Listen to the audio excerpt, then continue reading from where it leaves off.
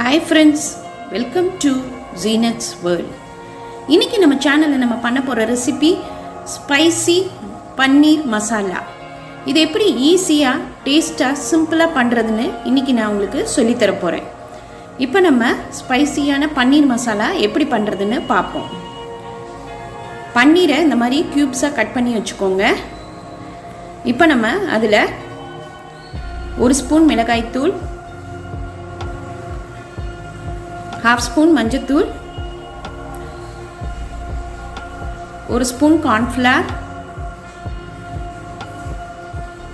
உப்பு தேவையான அளவு, இஞ்சி பூண்டு பேஸ்ட் 1/2 ஸ்பூன். இப்போ இந்த நல்லா நம்ம பெரட்டி வச்சிடலாம். ஒரு 10 நிமிஷம் நல்லா ஊறட்டும். இப்போ நல்லா ஊறிடுச்சு. இப்போ நம்ம இங்கே பேனில் 1 ஸ்பூன் பட்டர் போட்டுக்கலாம். அது கூடவே 1 ஸ்பூன் ஆயில் ஊற்றிக்கோங்க. இப்போ ரெண்டும் நல்லா காஞ்சோன்னு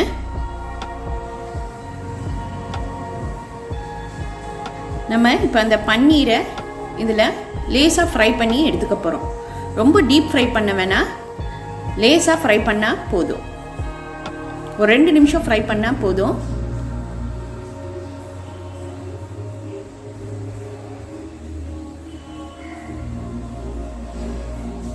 லேசாக ஃப்ரை ஆயிடுச்சு. இப்போ நம்ம இதை ஒரு பிளேட்டில் ட்ரான்ஸ்ஃபர் பண்ணிடலாம்.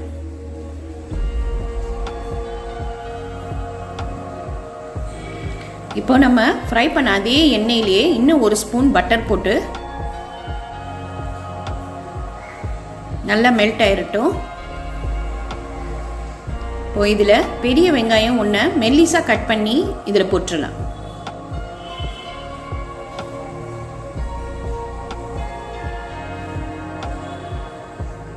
ஆனியன் நல்லா ஃப்ரை ஆகட்டும்.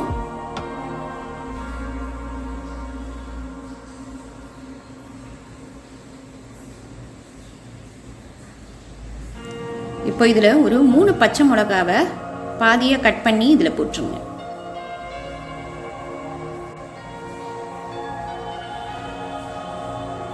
இது கூடவே இஞ்சி பூண்டு பேஸ்ட் 1/2 ஸ்பூன், மிளகாய்த்தூள் 1 ஸ்பூன்,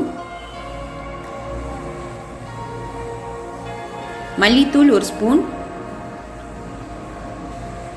கரம் மசாலா 1 ஸ்பூன், உப்பு தேவையான அளவு. இப்போ இந்த மசாலா வாசனை போகிற வரைக்கும் நம்ம லேசாக ஃப்ரை பண்ணிக்கலாம்.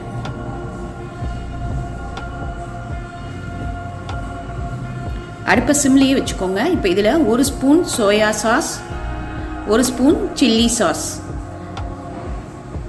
இதையும் நம்ம லேசாக வதக்கிடலாம். அடுப்பு சிம்லேயே இருக்கட்டும். இப்போ வதக்கியாச்சு. இப்போ நம்ம ஃப்ரை பண்ணி வச்சுக்கிற அந்த பன்னீரை இதில் போட்டுடலாம். பன்னீரும் இப்போ அந்த மசாலாவும் நல்லா மிக்ஸ் ஆகிற அளவுக்கு நல்லா வதக்கிக்கோங்க.